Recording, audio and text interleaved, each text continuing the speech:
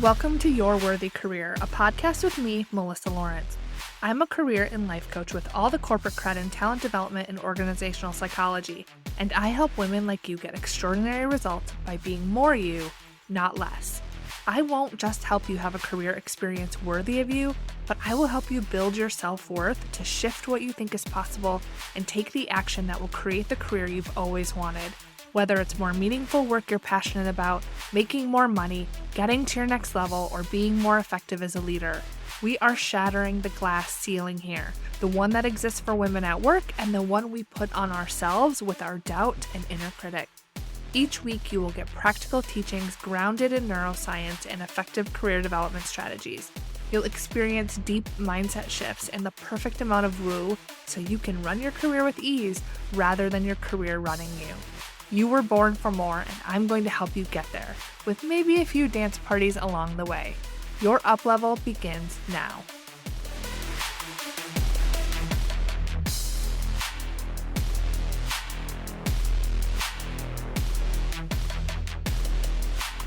Hello, Cheetah family, and welcome to this week's episode of the podcast. How are you? What are you planning this year? Do you know what you want to create for yourself? Have you started implementing the things that you said you were going to do? This year is going by so fast. It's like lightning speed. It feels like we were just on holiday break, and now we're already in February. And I was thinking recently about people who are massively successful and that they create massive growth for themselves. They seem to know what they want and go after it. Everything seems to be easy for them outside looking in. And those that are a little less successful, that maybe have all the good things on paper, but they're a little bit slower in implementation, they maybe spin out a little bit before creating the results that they want. And as I was thinking about this, as we're kind of getting farther in the new year, and maybe some people are starting to lose motivation on the things they set out to do, I want to talk to you about decision making and implementation of your decisions. Now, decision making is something that I've talked a bit about in the past. I hosted a workshop on this topic a couple of months ago, and I was talking to a new client recently. And in her first official session, when we were going through an in-depth of assessment of a variety of different areas that it relates to her personal and professional development, then we were taking that information to establish the measurable goals for how we will work together. And during that time, when we were talking through this assessment, we were talking about decision making because a lot of people that I work with are great at making technical decisions related to their work or area of expertise, but they struggle with big decisions, personal decisions about their life or career, essentially decisions that impact other people. They fear that they will make the wrong choice or they wonder what people will think of them. And how you know this is you is if you find yourself saying, I don't know, you delay making decisions or going after what you really want because of timing, like it's never the right time to make the move, to do the thing.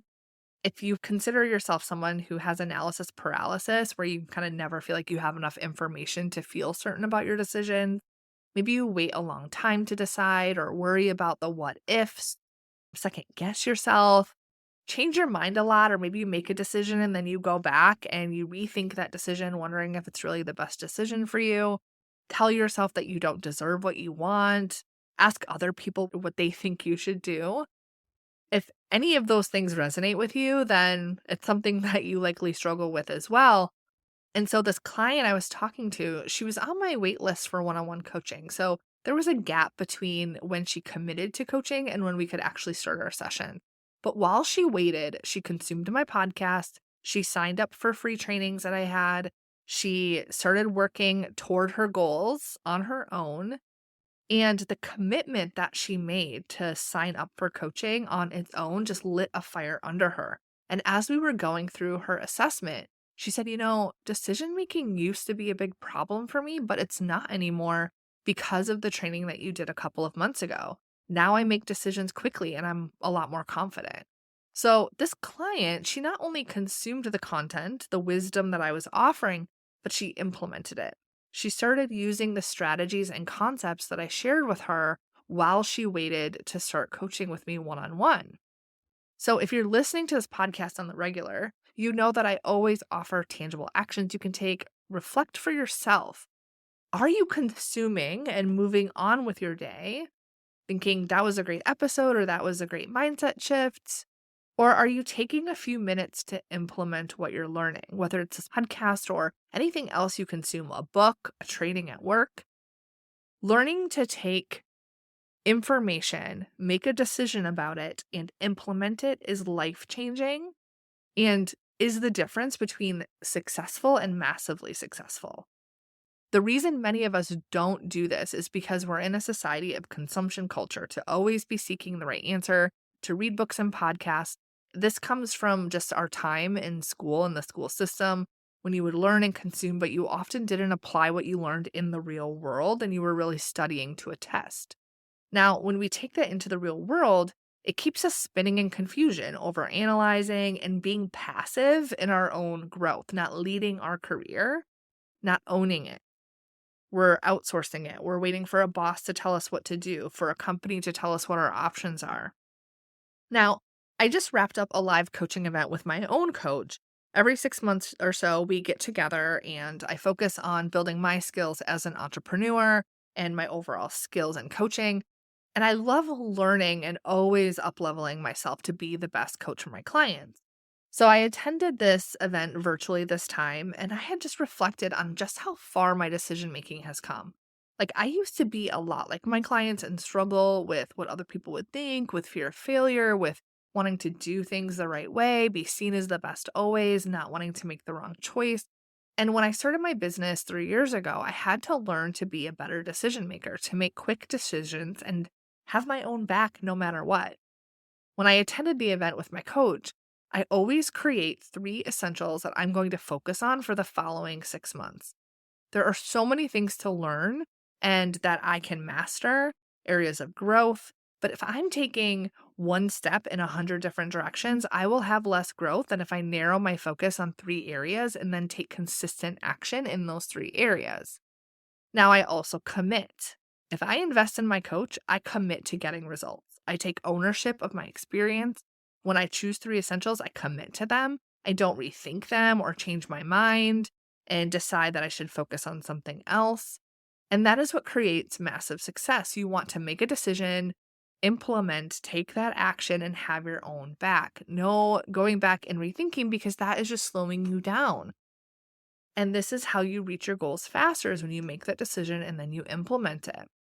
Now, when you stay stuck thinking and overthinking, analyzing options, do you know what you're not doing? You're not taking action. You're not getting any closer to your goal. So it's better to decide and go, gag and go, as a colleague of mine says. So you can recover from anything and you will 100% get to your goals faster. And you might be thinking, but what if I blow up my career and make this massively wrong decision or a huge mistake? And part of decision making is really trusting yourself to make a good decision.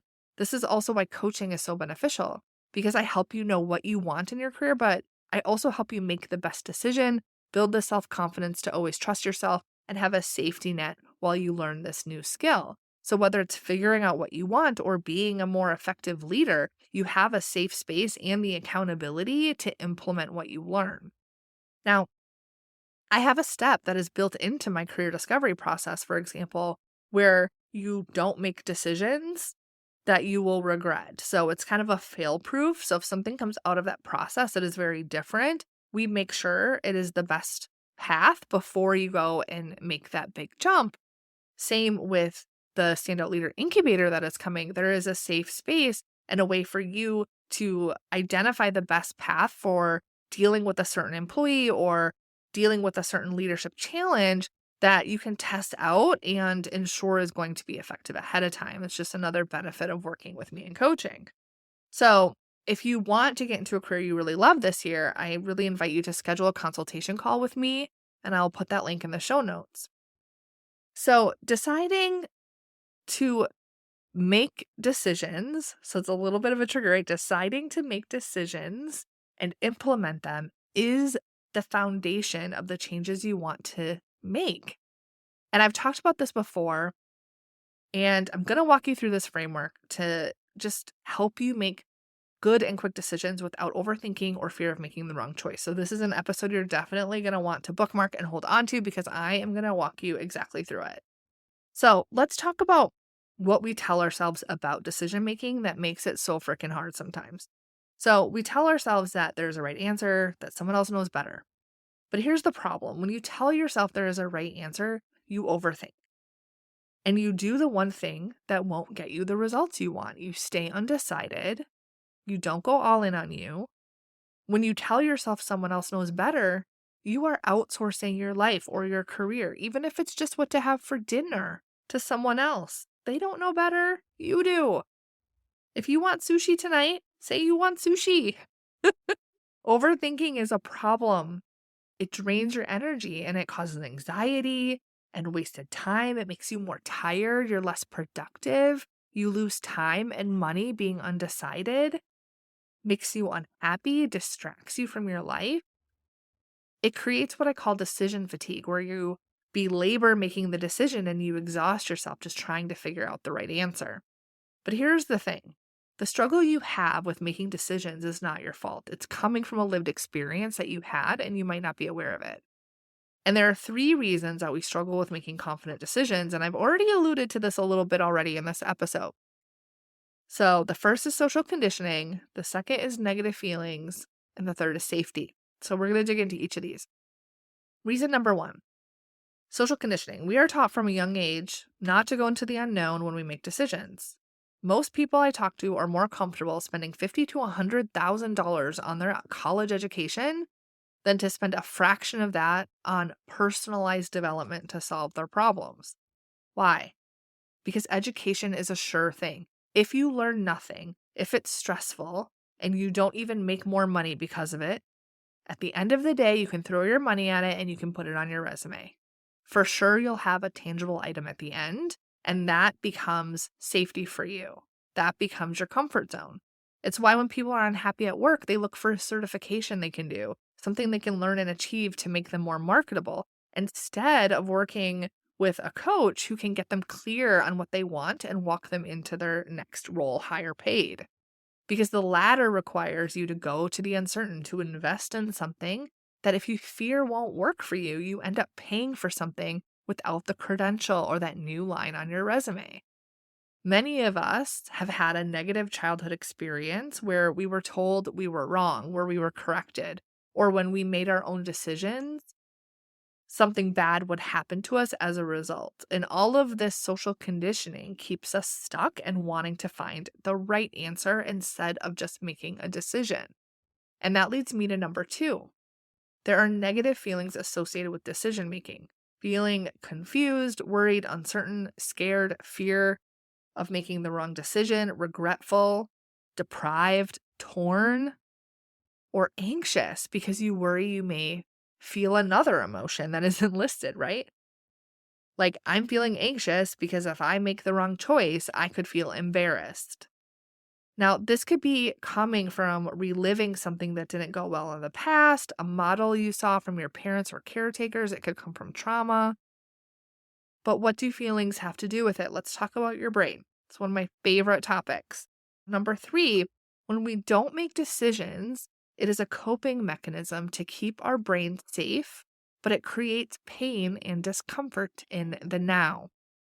You don't decide, so you don't have to deal with the consequences of the decision and how you might feel, so you take on the discomfort right now. The pain associated with the outcome of the decision, potentially not being right, feels bigger than the pain of staying stuck and being in your pattern right now. When you don't decide, you stay stuck and in pain. When you make decisions, you at a minimum are making progress and building confidence. And when you don't make a decision, know this, you are actually making a decision. Indecision is something you're doing that is preventing you from what you want.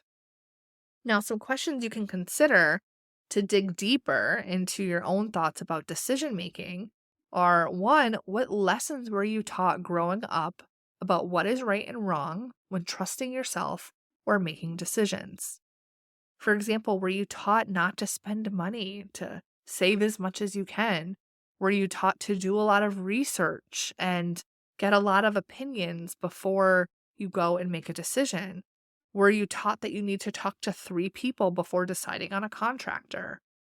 Were you taught or was it modeled for you that if you think or feel something that you need someone else to agree with you, right? That needs to validate you.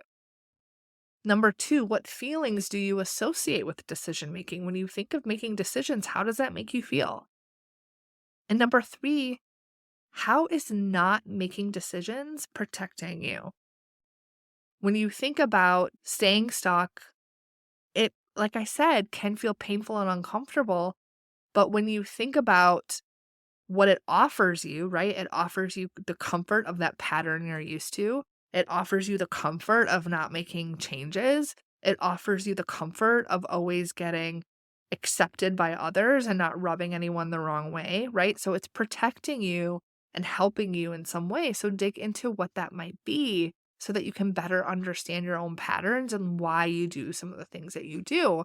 And then you can decide if you want to keep doing that or not. So let's think about the benefits of making decisions. I mentioned some already, but when you make decisions and get out of that cycle, you save time, you increase your action, you reduce numbing yourself to avoid the emotions. Sometimes when we have a decision to make, then we can feel stressed or anxious about it. And then instead of focusing on the decision, we distract ourselves, right? Like, I'm going to scroll on Amazon and see what new books came out this week, or let's get some DoorDash and get some takeout and let's just Netflix and chill tonight, right?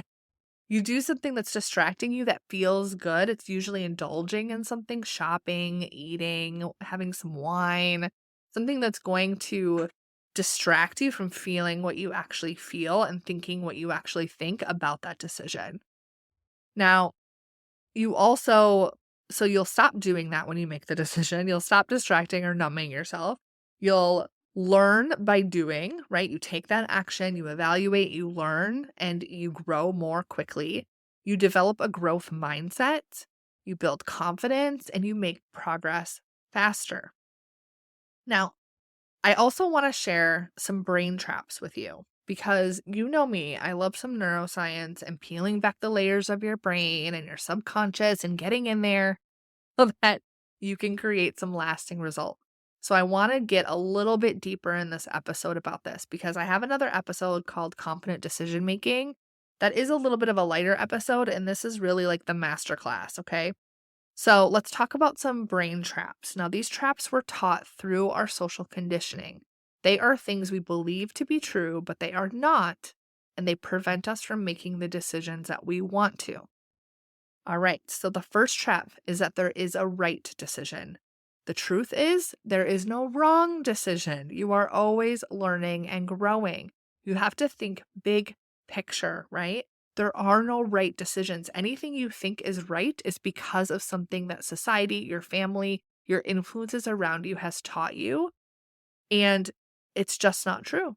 You always get to decide, and you can always rebound from anything that you decide. Another trap: decisions are hard to make. Something your brain tells you. The truth is, decisions are very easy. They're made in an instant. They're just not comfortable. You could decide right now you're having sushi for dinner. And then you may have some obstacles to implementing that, but you could decide right now. That doesn't take long at all. You could decide right now that you're going to go walk into your boss's office or call him up on Zoom or call him up on Skype and ask for a promotion. You don't have to think about it a long time. You could do it right now if you wanted to. Okay?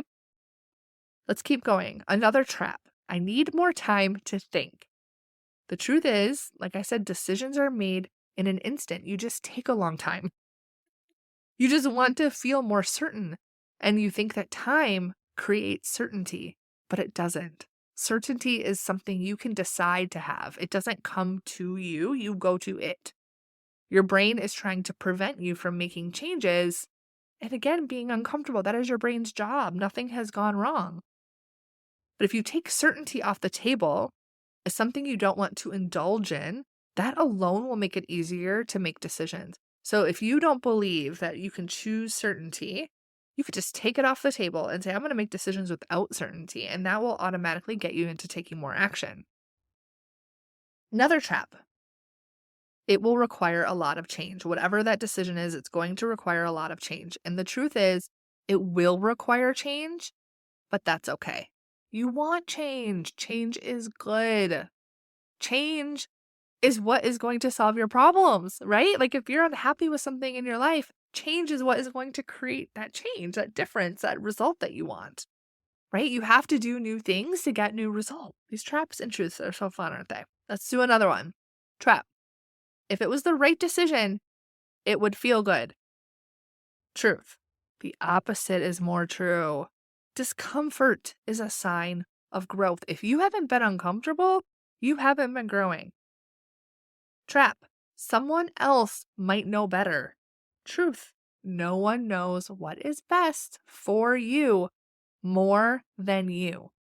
Your central nervous system actually is really interesting because it has all of these layers of your values and your beliefs and your social conditioning, but it also has in your subconscious, it is attuned to who you really are. And so if you learn to really pay attention to your intuition, to your feelings, you really know when things are right for you and when they're not. And you can really use that when you can learn to understand your central nervous system and your brain. Like you can learn how to make decisions that really are right for you and to stop leaning on other people to validate that. That is really coming from your conscious mind, from your social conditioning. All right, let's keep going. Here's another trap. Got two more. I could make a mistake. The truth is, you can always recreate what you have right now. And my second point is, so what? You made a mistake, right? Isn't there a saying like the road to success is built on bricks of failure? Or did I just make that up? Maybe I made that up. But it's true, right? Like we always compare ourselves to the external people, to the people that have the things that we want, and we don't see the work that went into that happened behind closed doors. There's a lot of failure, a lot of mistakes that happen on the way. That's how we learn, that's how we grow, right? Okay, and finally, someone will be mad, angry, sad, disappointed in me, right? Insert the emotion that's most relevant to you. Someone will be, insert that emotion. And the truth is, you cannot control other people's feelings. Other people's feelings are coming from their thoughts or from their trauma or from something that triggered them or for something in their subconscious. You cannot control other people's thoughts and feelings as much as you might like to. So definitely there is an element of talking to your stakeholders, to your partner, to collaborating, right? But you shouldn't be operating in your life and making decisions like you're in a mine trying to avoid stepping on something that is going to blow up in other people's emotions. Okay? So you get it. Decision making is critical to your growth. And the faster you make decisions, the more growth you will have. And the reason you struggle comes from a prior lived experience, but you can 100% overcome it. This is in your control. And so I'm going to give you some strategies to try. Think about some decisions that you need to make. Here's a strategy you can use. Set a timer. Give yourself an allotted time to do research and make your decision. So if you're someone, and I know I work with a lot of scientists, a lot of PhDs, if you are like, I really need to do my research. So give yourself 30 minutes, an hour, whatever you feel comfortable with, nothing too crazy. And then do your research and then do the decision. Make the decision. Decide what you're going to do. Another strategy is to use the 10-10-10 method. So the 10-10-10 method is you look at something you want to decide and then you say, okay, for this decision, what is the benefit of this decision 10 minutes from now, 10 months from now, and 10 years from now? So prompt your brain to answer those questions. And then the third strategy is to ask better questions, right? Instead of asking what's right, what's wrong, what will so-and-so think, here's some questions you can ask yourself when you're looking to make a decision. What moves you closer to your desired result? What is aligned with who you want to be? If you weren't afraid of making the wrong choice, what would you do? What are the best and worst scenarios that will happen as a result of this decision? And how would you handle the worst? What would you love to do? What would you do if it was easy? What would you tell a friend to do? What would be the value or the ROI, return on investment, for each side of the decision? And then put your fear in the passenger seat of your car, but don't let it drive. You are driving the car. Know that your decision is the best decision for this time, and whatever the outcome is, you can handle it. Your greatest growth and potential is just on the other side of the decision that you're not making. Now, some best practices is to trust yourself, give yourself a deadline. If you feel uncomfortable, that is a good thing. Make decisions often. Never let guilt be the reason that you do or don't do something. And don't indulge in the what ifs. Focus on the value of making a decision now. Your brain will always offer you reasons to stay stuck, reasons to spin, reasons to overthink, reasons to stay in your same pattern. That is what it is built to do. It is going to stay in that pattern unless you decide to disrupt it. If you decide to be a decisive person, you will become one. The more decisions you make and see that you can handle them, the more confident you will be. This is win-win. Then decide, what are your next steps? What is the action you want to take? Listening to this podcast today, what do you want to start to do differently? What decisions do you want to make right now? Decide, take action, evaluate, and keep going. All right, Cheetah family, go out there, make decisions. Let me say that again. All right, Cheetah family, go out there and make decisions this week. Whether it's what you are having for dinner, if you should apply for that job, or talk to your boss, just decide using the strategies I provided you today. And I'm going to give you an opportunity to practice making a decision right now. If you have been wanting to work with me one-on-one or wondering what career and leadership coaching is all about, schedule a consultation call with me. It is my gift to you and is no obligation. We talk about what you want to be different and how I can help. And I will give you a roadmap to achieve what you want. You will get to practice making a decision on the call if you want to work together. Don't worry, I can help you make a decision that you feel good about, whether it's a heck yes or a nope, this isn't a good fit right now. The link to schedule a consultation is in the show notes. Now, if you're a people manager, either new or experienced, I want to invite you to join the waitlist for my new small group coaching program, the Standout Leader Incubator. Enrollment opens February 20th, and here's the thing.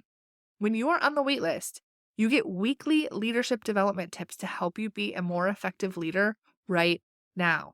You also get first access to apply for the group when it is open. Joining the waitlist doesn't obligate you to apply. It's just my way to help you grow as a leader for free, just like this podcast. After developing leaders in the industry for years, and then within my practice, I know what works. So the link to join the waitlist will also be in the comment. I will talk to you next week. Have an amazing week.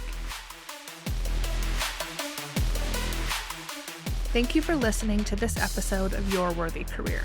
Visit yourworthycareer.com for full show notes and additional resources to help you on your career journey.